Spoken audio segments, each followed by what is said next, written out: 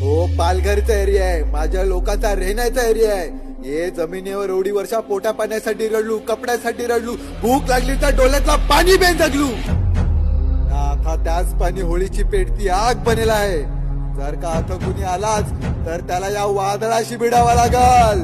वाढवण international port, super highway काय माझे आसचे बासचे फुएसचे वंशाचे सालिशचे मेवण्याचे सांगून जर आमच्या जमिनी लुबाडा आलास तर माझे गावात कोणाला वारीस बनवून पाठवायचा नाही नाही नाही. हे सरकारला हात पाय जोडून विनंती करत आहोत.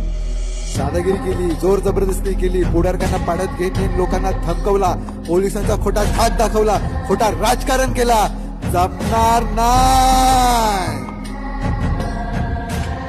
ओ पालघरकर, आपल्या सवयी बदला. गुंड्यांना सलाम आणि पुढारकांना सल्यूट मारणं बंद करा. या अंगावरती लागलेला मार झटकून तोंडावरती कोणी तुंबून जातं ते पुसून पुढे जाणाऱ्या जिंदगीला बदला. माथा टेकवायचाच असेल तर तो शिक्षणासमोर टेकवा, दादागिरी करणाऱ्या समोर नाही. चूक झाल्यावर डोकं झुकवायचं असतं, चुकीच्या माणसासमोर नाही. आजपासून कर्म आपलं फळ, आपला सगळा समाज एक समान असेल. वसईच्या त्या खाडीपासून तर मोखाड्याच्या त्या खोऱ्यापर्यंत असलेल्या या जन्मभूमीचा रक्षक आहेस तू. पालघरकर, जागा हो.